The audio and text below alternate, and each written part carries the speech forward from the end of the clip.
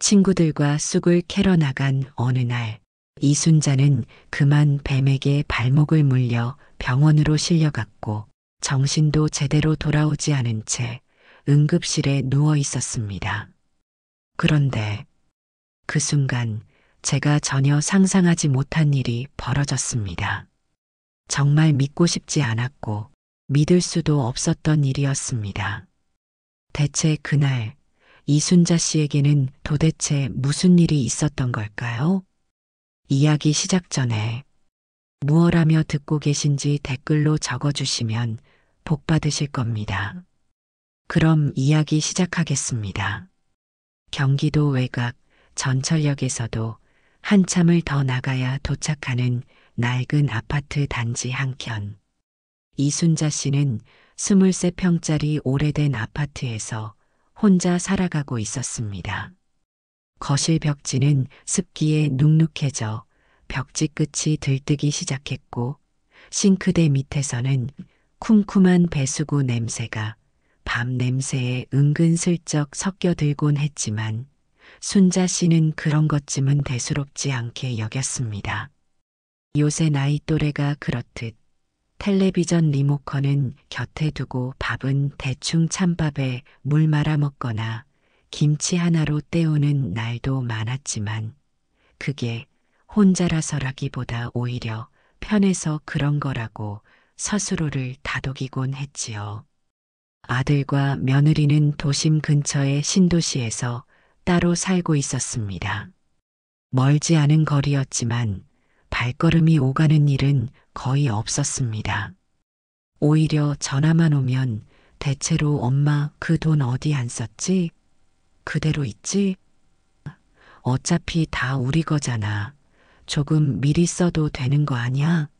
하는 말이 먼저였고 그럴 때마다 순자 씨는 전화를 받기 전부터 마음 한구석이 시큰거렸습니다. 그러나 그녀는 늘 한결같은 말로 넘겼습니다.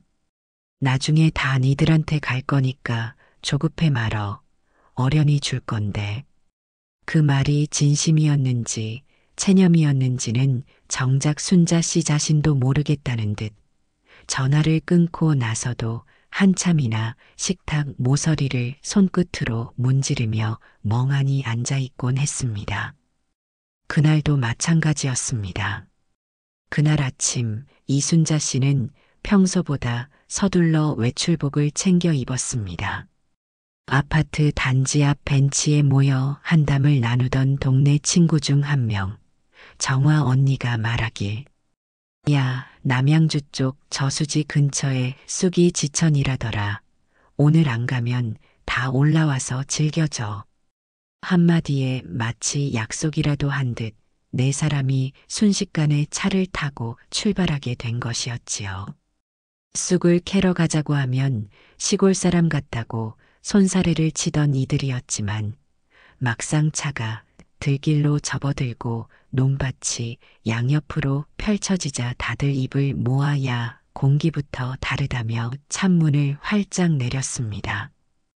이순자 씨는 주머니에 비닐봉지를 구겨넣고 정화 언니가 챙겨온 미니 손칼 하나를 쥔 채 흙 묻은 둔덕 위에 몸을 낮췄습니다. 비닐봉지가 바스락거리는 소리, 칼끝으로 쑥 줄기를 끊는 감촉, 발밑에 쿵쿵 박히는 봄 흙의 무게감, 거기다 들판 바람에 섞인 묵은 갈대 냄새까지. 순자는 이 모든 게 새삼 낯설면서도 이상하게 마음 한구석이 편안해졌습니다. 우리 애는 요새 유튜브를 한댄다. 얼굴도 안 나오는 요리 방송이래. 쑥국 끓이면 잘 나가려나? 나는 손주 봐달라더니 키우는 건 나고 걔들은 주말에 친구들이랑 여행만 다녀 이게 맞니? 야야, 너나 나나 다 똑같지. 근데 말은 그렇게 해도 또 손주 얼굴 보면 눈물 나지 않냐? 그들의 대화는 짧은 웃음 뒤로 금세 다시 각자의 걱정으로 번졌고 누구랄 것도 없이 다들 칼질을 멈춘 채 잠깐씩 허리를 펴며 숨을 골랐습니다. 쑥은 쑥대로 늘었고 등은 등대로 당겼지만 친구들과 함께 있는 시간이 오랜만이라 누구 하나 힘들다고 먼저 말하진 않았습니다. 이순자 씨도 속으로는 아들과 며느리가 준 소가리를 꺼내고 싶었지만 입 밖으로는 내지 않았습니다. 그저 친구들의 이야기 속에 웃는 척, 공감하는 척하며 쑥 냄새가 묻은 손을 바지에 슥 문질렀습니다.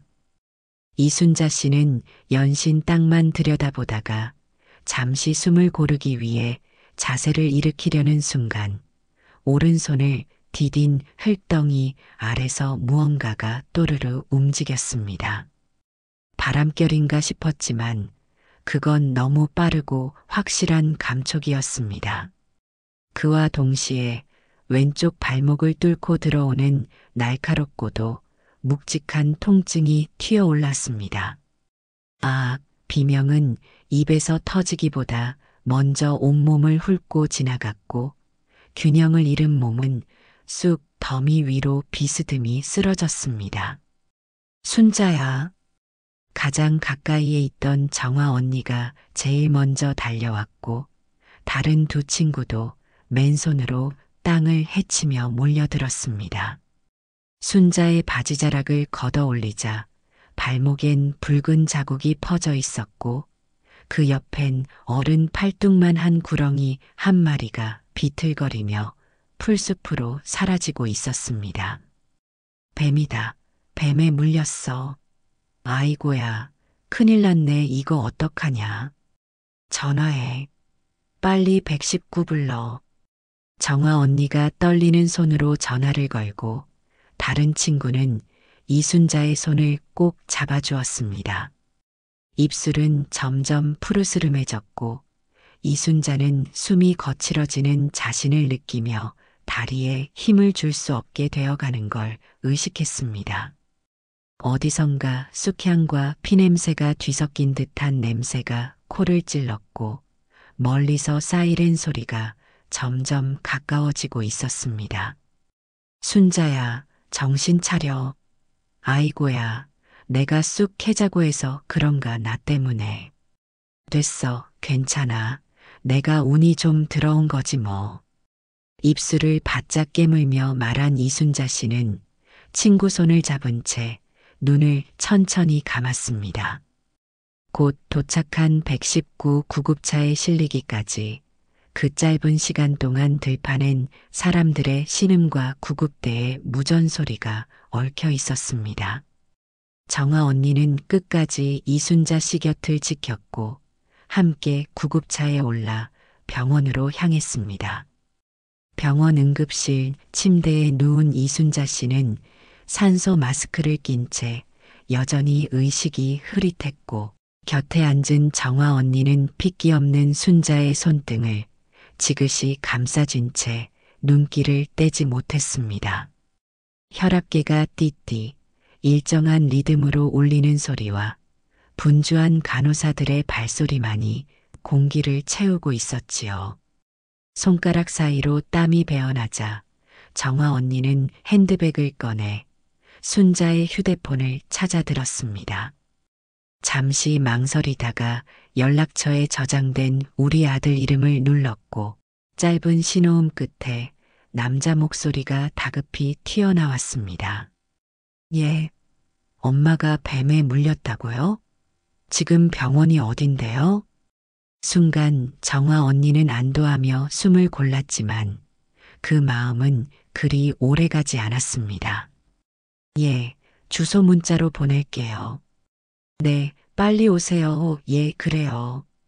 그렇게 전화를 끊고 한참을 기다렸지만 시간이 2시간, 3시간이 지나도록 아들과 며느리는 모습을 보이지 않았습니다. 해는 어느덧 창밖으로 니언니언 넘어가고 간호사들이 교대하는 시간 무렵 함께 쑥을 캐던 또 다른 친구의 전화가 울렸습니다. 정화 언니는 얼른 병실 밖으로 나가 통화 버튼을 눌렀고 곧 그 친구의 떨리는 목소리가 들려왔습니다. 정화야, 너 지금 통화돼?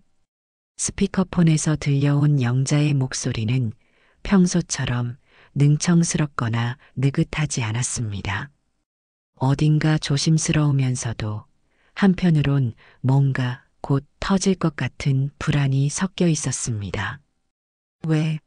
뭔 일인데 그래? 정화야, 너 지금 순자랑 같이 있지? 큰일 났어. 나도 순자랑 너 119 실려가고 집에 바로 왔다가 순자 그렇게 돼서 하도 걱정돼서 나왔다가 순자네 단지 쪽을 봤는데 순자네 아들하고 며느리가 열쇠공을 데려와서 순자 집 문짝을 아예 뜯고 있더라고. 정화는 놀라면서 말했습니다. 뭐? 아들이 문을 뜯어? 지금 엄마 병원에 있는데 왜 집을 뒤져? 영자는 낮게 숨을 토하고는 말을 이어갑니다. 그래서 나도 이상해서 그냥 못 지나치겠더라고. 슬쩍 엘리베이터 같이 타서 너 뭐하러 왔냐고 물었지. 그랬더니 급히 찾을 게 있어서 왔단다. 엄마한테 허락받았대. 근데 그게 말이 되냐? 병원에 누워 정신도 오락가락한 양반한테 무슨 허락을 받았다는 거냐고. 지금 너 거기 있어? 응. 지금 아파트 복도에 앉아 있어. 문 열어놓고 왔다 갔다 하면서 뭘 자꾸 찾는 것 같아. 나도 좀 이상해서 계속 보고 있거든. 그 며느리라는 여자는 문 열어놓고 침대 밑이랑 냉장고 뒤까지 보더라. 정숙은 휴대폰을 들고 창가 쪽으로 성큼 다가갔습니다. 창밖으론 아직 노을빛이 남아 있었지만 그 빛이 점점 어두워지는 만큼 그녀의 눈빛도 짙은 의심으로 물들어갔습니다. 정화는 한참을 망설이다가 마침내 입을 열었습니다. 그녀는 침대 머리맡에 살짝 몸을 기울여 최대한 조심스럽게 말했습니다. 순자야 있잖아. 너희 아들하고 며느리. 열쇠공 데리고 내 집 문을 뜯었대. 영자가 봤어. 그냥 훑은 게 아니라 장롱도 열고 서랍도 다 뒤졌다고 하더라. 그러면서 어머님이 병원에서 급히 찾아달라 하셨다고 했대. 순자는 한쪽 눈만 겨우 떠있던 얼굴을 정화 쪽으로 돌리려다 다시 천천히 눈을 감았습니다. 그 말이 낯설지 않았습니다. 아니, 오히려 어딘가 익숙했습니다. 그 아이는 그러니까 자신의 아들이라는 사람은 언제부턴가 부탁보다 요구를 먼저 했고 걱정보다 재산을 먼저 물었으며 엄마를 위한다는 말 뒤엔 늘 숫자와 금액이 따라 붙었지요. 하지만 설마 정말로 자기 몸이 이렇게 뱀독에 휘청거리는 와중에 열쇠공까지 불러 문을 뜯고 집을 뒤질 줄은 상상도 하지 못했습니다. 이순자는 마른 입술을 달싹이려 했지만 아무 말도 나오지 않았습니다. 입안은 말라 있었고 가슴은 텅 빈 듯 무겁기만 했습니다. 눈꺼풀 아래로 무언가 뜨거운 것이 차오르다가 곧 다시 힘없이 내려앉았습니다. 내가 뭘 그렇게 잘못 키운 걸까? 내가 너무 믿었던 걸까? 아님 그냥 내가 눈치 없이 늙어버린 걸까? 정화는 아무 대답 없는 순자의 얼굴을 한참 바라보다 이불 끝을 천천히 당겨 그녀의 어깨 위로 덮어주었습니다. 그녀는 말없이 앉아 있었지만 그 침묵은 방 안가득한 대답이었습니다. 다음 날 아침 병실 창가로 쏟아지는 햇살이 밝았지만 이순자 씨의 속은 한기 어린 안개처럼 개운치 않았습니다. 의사는 다행히 뱀독이 그리 심한 종류는 아니었고 며칠만 쉬면 회복될 거라 했습니다.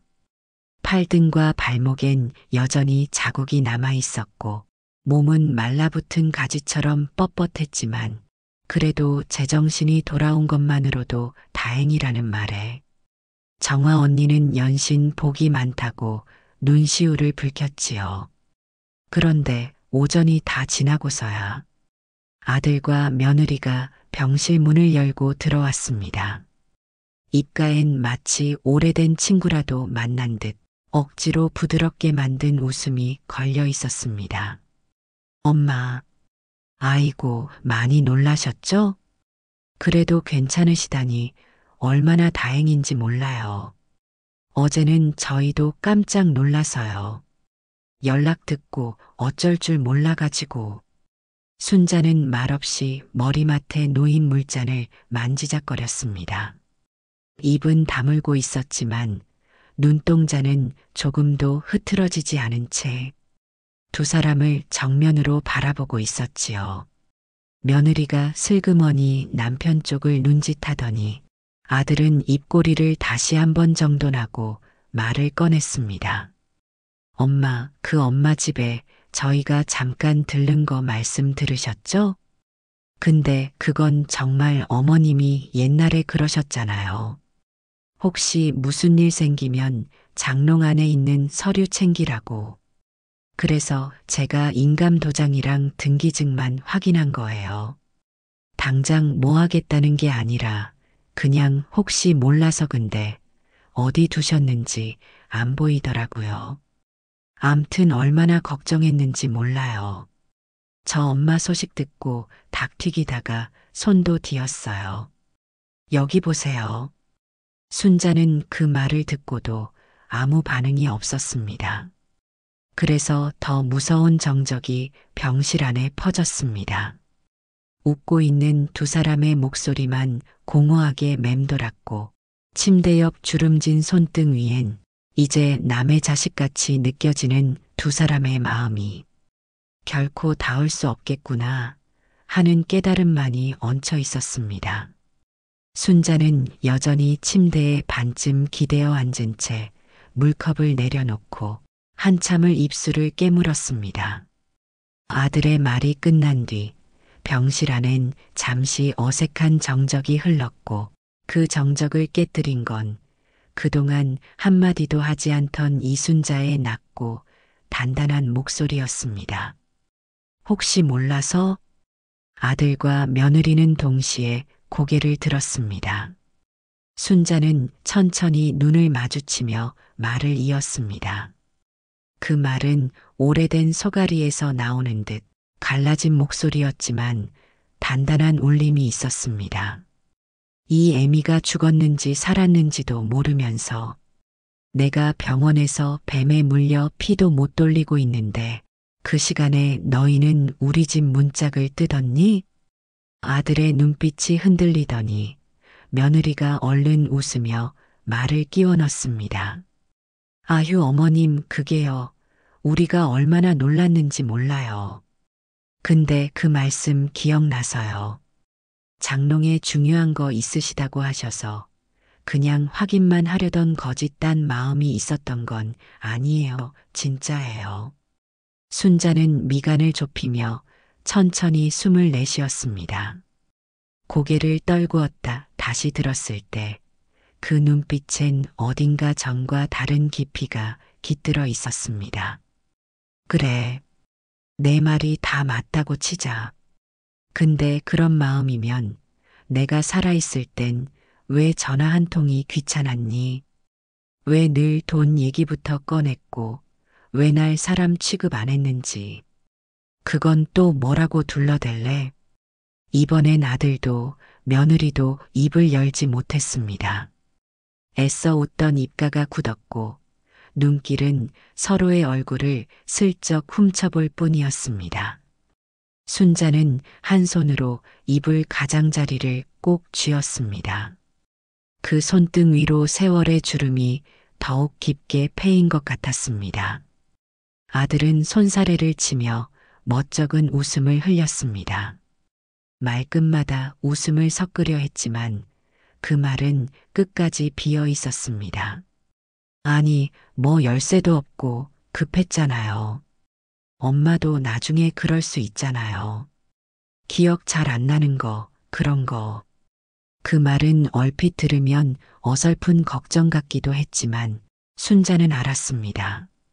그건 걱정이 아니라 자기 행동을 정당화하려는 구차한 말꼬리였다는 것을. 순자는 한동안 입술을 굳게 다문 채 말이 없었습니다. 그 말이 목구멍까지 차올랐지만 내뱉지 않았습니다.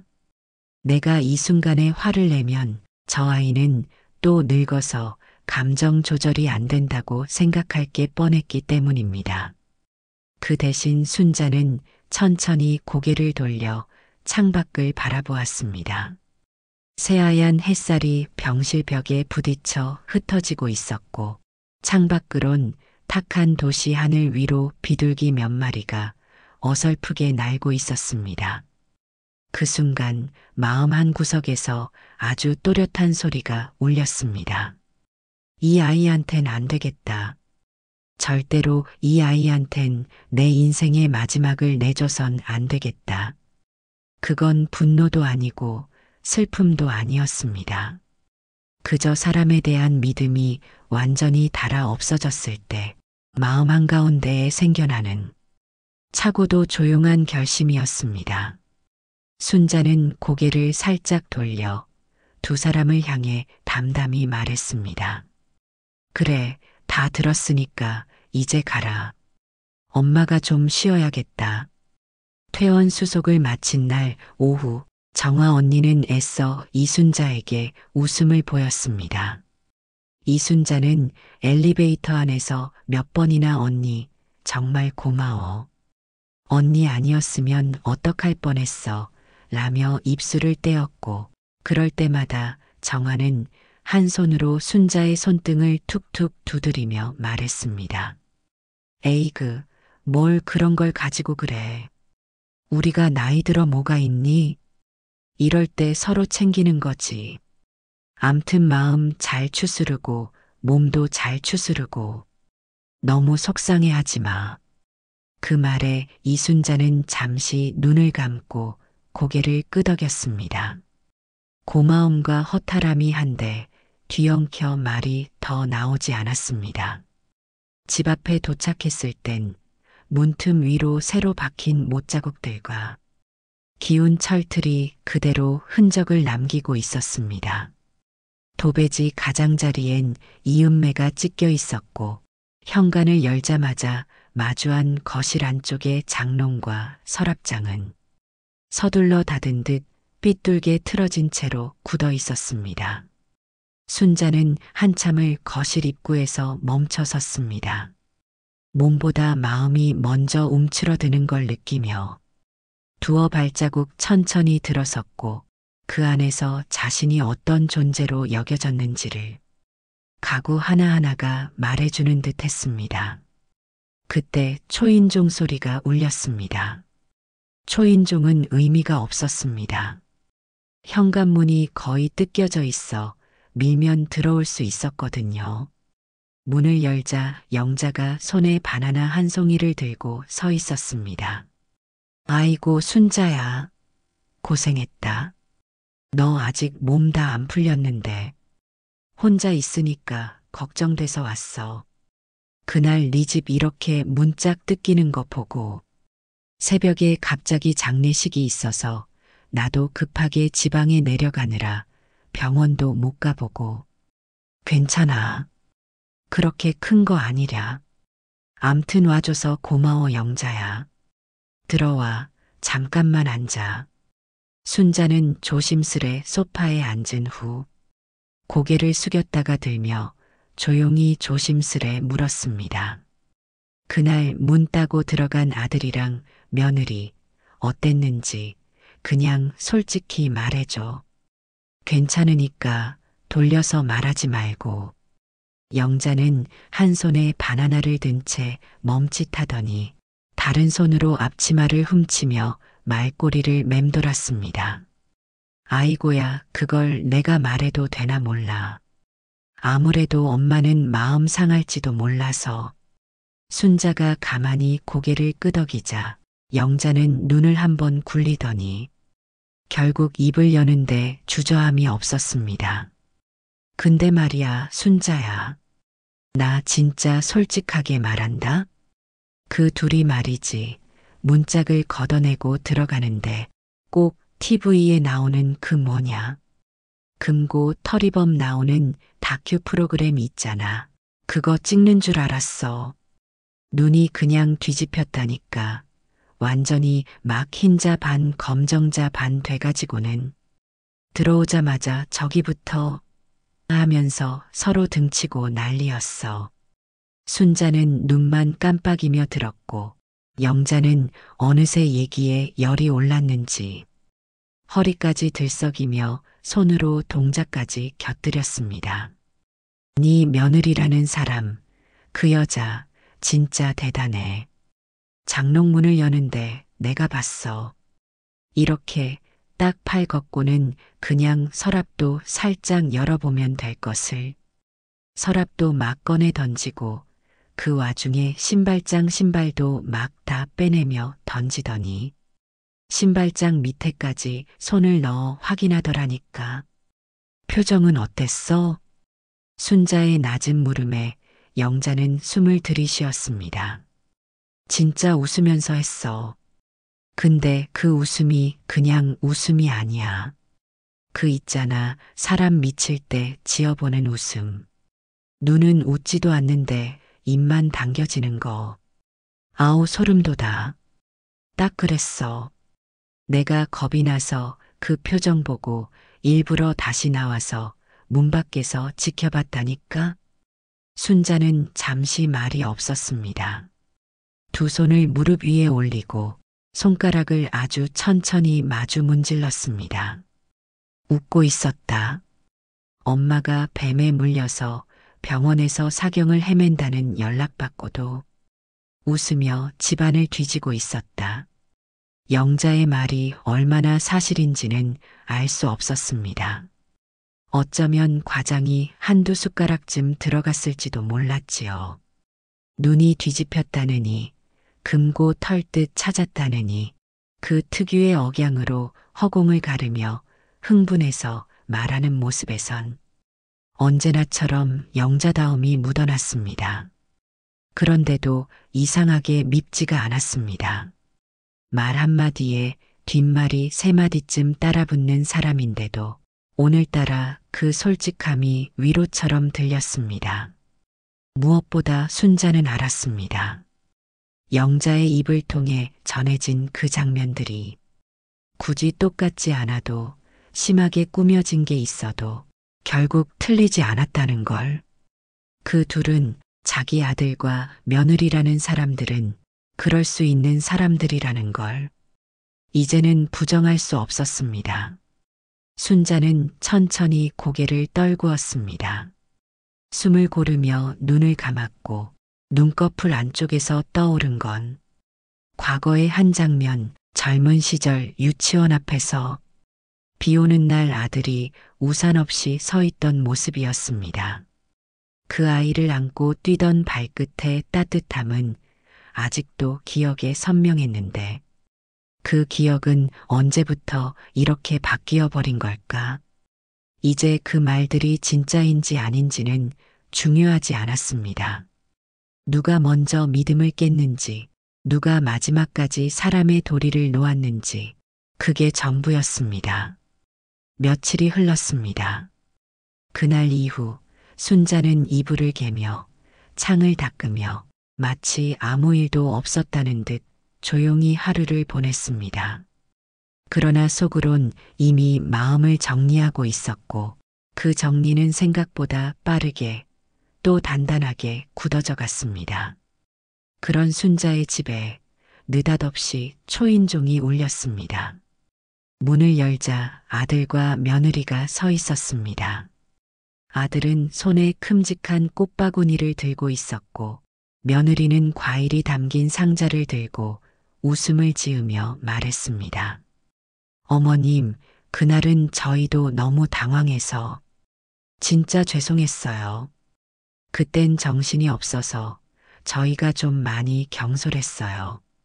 말끝마다 고개를 조아리며 사과하는 모습이 딱히 거짓처럼 보이진 않았습니다. 하지만 그 사과 속엔 진심보단 이쯤에서 풀고 가자는 계산이 더 짙게 배어 있었습니다. 순자는 아무 말 없이 문을 열어주며 거실 쪽으로 발을 옮겼습니다. 들어와서 앉아.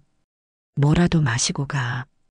그 말투엔 예전의 따뜻함이 사라진 대신 낯선 거리감이 스며 있었습니다. 며느리는 재빨리 눈치를 살피며 말했습니다. 어머님, 병원에서 무탈이 퇴원하셔서 정말 다행이에요. 앞으로 저희가 더 자주 들를게요. 그땐 진짜 저희가 큰 실수한 거예요. 순자는 한 모금 보리차를 삼킨 뒤 조용히 몸을 일으켜 다가가 서랍을 열었습니다. 그 안엔 반드시 정리된 서류 뭉치가 있었습니다. 그녀는 그것을 꺼내어 테이블 위에 툭 올려놓았습니다. 서류가 놓인 소리에 아들과 며느리의 어깨가 미세하게 움찔했습니다. 순자는 얼굴에 아무 감정도 담지 않은 표정으로 말했습니다. 이게 그날 너희가 찾던 거 맞지? 그렇게 급하게 장롱 뒤지고 서랍까지 들쑤셨던데 차라리 미리 꺼내줄 걸 그랬다. 저기 보이지? 저기 화장실 천장 들춰보면 있었는데 아들과 며느리는 아무 말도 하지 못했습니다. 며느리는 슬쩍 고개를 숙였고 아들은 허리를 굽히며 손끝으로 종이 가장자리를 만질 듯 말 듯 어색하게 움직였습니다. 순자는 그 모습을 내려다보며 한참을 뜸 들이다가 말했습니다. 뱀에 물리니까 이상하게 이런저런 생각이 많아지더라. 사람이 언제 어떻게 될지도 모르겠고 누굴 믿고 뭘 남겨야 할지도 헷갈리고. 순자는 살짝 웃었습니다. 어이없는 듯한, 그러나 더는 기대하지 않는 사람만이 지을 수 있는 그런 웃음. 그리고 그 다음 말은 그동안 속으로 얼마나 곱씹었는지 모를 단단한 한마디였습니다. 근데 아무리 그래도 현관문 저게 뭐냐? 아무리 급해도 그렇지. 순자는 테이블 위에 서류 묶음을 천천히 펼쳤습니다. 종이에서 종이로 하나씩 꺼내놓는 손끝엔 아무런 망설임도 분노도 없었습니다. 오히려 모든 걸 끝까지 보여주겠다는 묵직한 결심만이 그 손에 실려 있었습니다. 내가 나중에 귀찮을까봐 미리 다 정리해 둔 거거든. 첫 번째로 나온 건 토지 위임장이었고 그 아래엔 등기부 등본과 인감증명서, 그리고 마지막엔 얇고 낡은 노트지 한 장이 접힌 채 들어 있었습니다. 그 종이를 펼쳐 보이며 순자는 태연하게 말했습니다. 이건 그냥 혹시 몰라서 써놓은 메모야. 아들에게 임의 위임. 짧지? 근데 이거 하나면 뭐든 할 수 있더라고. 순자는 말끝에 웃음을 한 줄 끌어올렸습니다. 그 웃음엔 과거의 애정도 미래의 기대도 빠진 그저 다 바라는 식의 말 없는 해악이 담겨 있었습니다. 아들과 며느리는 고개를 들여다보며 그 종이를 바라봤습니다. 그때였습니다. 두 사람의 입꼬리가 동시에 묘하게 올라갔습니다. 그건 기쁨이라기보다 이제 됐다는 안도, 그리고 손 안에 들어왔다는 확신이 담긴 순간적인 반응이었습니다. 종이 뭉치 위에 놓인 아들에게 임의 위임이라는 네 글자를. 아들과 며느리는 번갈아 바라보다가 순자의 손을 덥석 잡았습니다. 어머님, 정말 저희 이런 줄 몰랐어요. 아들은 눈시울을 붉힌 척하더니 고개를 푹 숙였습니다. 며느리는 한술 더 떠 순자의 어깨를 감싸 안으며 마치 오래된 원망이 풀리기라도 한 것처럼 콧소리를 섞어 말했습니다. 이렇게까지 저희 생각해 주신 줄은 정말 몰랐어요. 저희가 너무 철이 없었나 봐요. 아니, 이걸 보니까 진짜 눈물이 나요, 어머님. 울지 않는 눈에서 눈물을 짜내기 위해 한참을 눈두덩이를 손으로 문지른 그녀는 곧 순자의 어깨에 이마를 기댔습니다. 아들은 그 옆에서 스마트폰을 꺼내더니 무언가를 두드리기 시작했습니다. 어머님, 그 저희가 문 뜯은 거 생각해보니 너무 무례했어요. 이건 우리 죄송한 마음이에요. 지금 바로 어머님 통장으로 1,000만 원 이체했어요. 띵 하는 전송 알림음이 울리자 며느리는 손을 꼭 잡으며 웃음을 곁들였습니다. 작은 돈이지만 저희 마음이에요. 앞으론 더 잘할게요. 진심이에요. 순자는 한쪽 눈썹을 아주 살짝 올렸다가 고개를 끄덕였습니다. 그래, 알았다. 고맙다. 너희 마음 잘 받았다. 그 말투엔 기쁨도 감동도 없었습니다. 오히려 담백한 한 그릇 국처럼 그저 한 번 끓였다 식은 말만이 담겨 있었습니다. 그 순간 순자의 속마음은 아주 단단해졌습니다. 이제는 사랑이 아니라 기록과 증거로 남겨야 할 인간들이라는 확신이 그녀의 가슴 속에서 아주 조용히 그러나 정확히 내려앉고 있었습니다.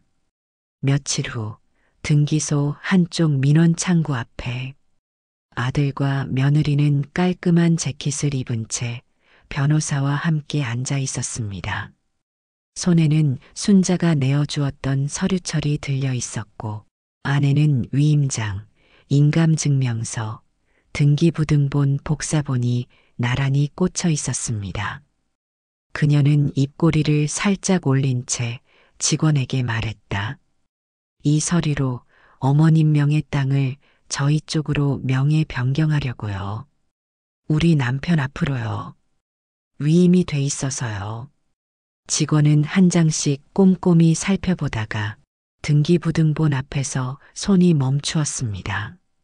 고개를 약간 갸웃하더니 모니터를 몇 번 클릭하며 말했습니다. 잠시만요. 며느리는 살짝 긴장한 듯 손끝을 비볐고 변호사는 조용히 고개를 끄덕이며 기다렸습니다. 잠시 후 직원이 다시 입을 열었습니다.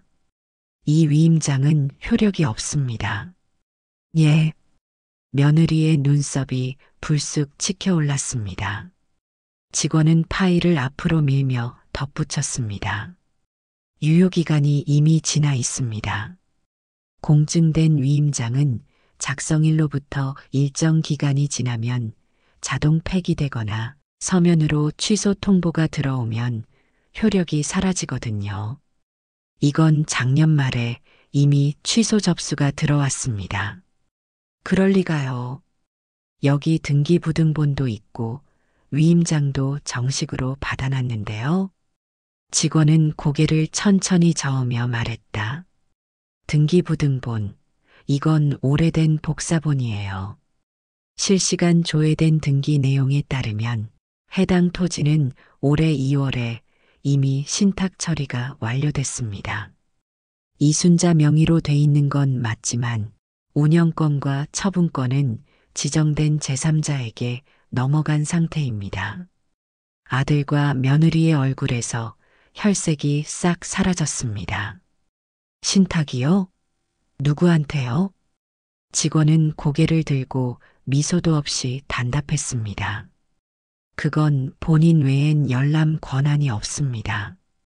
그 순간 며느리는 자기도 모르게 손에 들고 있던 파일을 꽉 움켜쥐었습니다. 사실 이순자는 이미 오래전부터 이런 상황을 대비해 조용히 준비를 해놓고 있었습니다. 처음 치킨집을 열 때 겉으로는 아들 명의로 모든 서류를 넘겨준 것처럼 보였지만 그 안에는 자신이 직접 투자한 자금에 대한 입출금 내역, 계약서, 초안, 계좌 증명 자료를 꼼꼼히 정리해 보관해 두었지요. 그녀는 아들의 말을 곧이곧대로 믿는 척하면서도 속으로는 혹시라도 나중에 일이 틀어지면 하는 마음으로 명예신탁 관계를 입증할 수 있는 모든 자료를 하나도 빠뜨리지 않고 챙겨뒀습니다.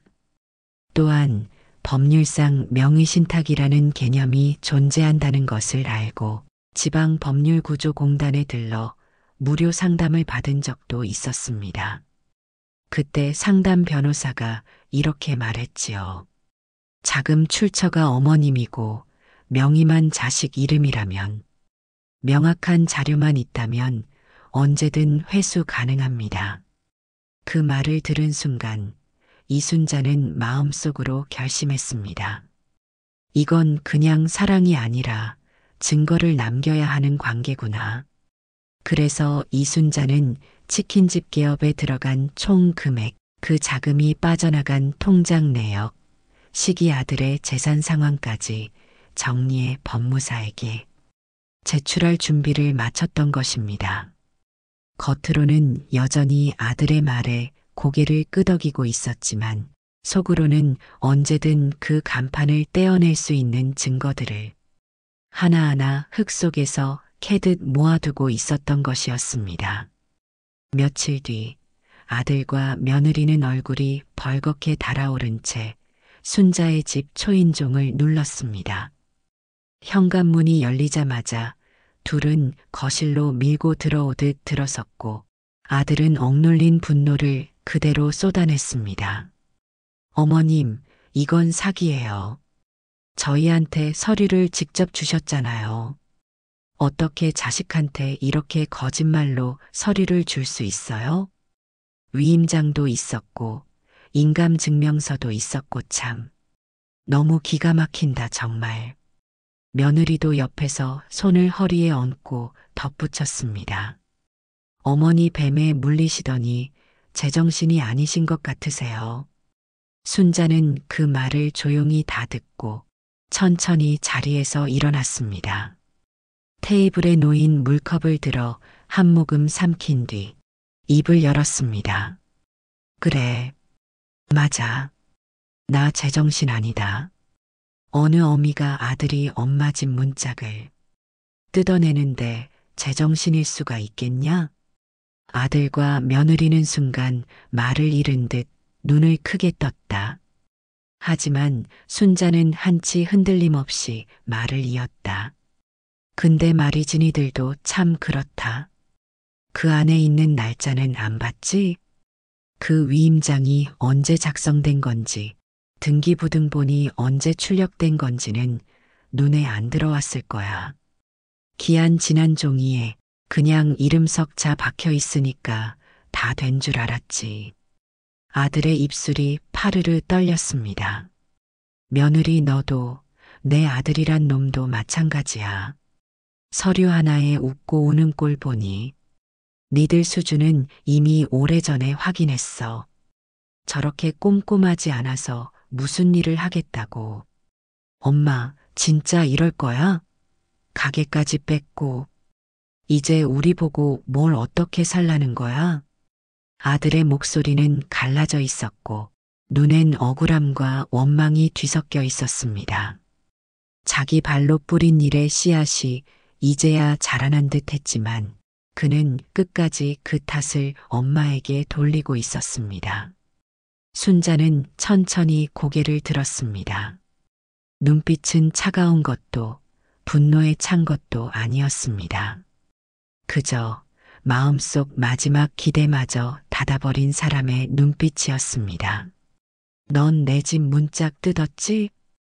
이젠 넌 치킨집 간판 내려라. 내가 도와준 건 거기까지다. 순자의 목소리는 낮고 느렸지만 그 어떤 고함보다 명확하게 가슴을 찔렀습니다. 다 컸으면 니들이 알아서 먹고 살아. 언제까지 엄마 등 뒤에 숟가락 들고 설 거냐. 이제부턴 니들 그릇은 니들 손으로 채워.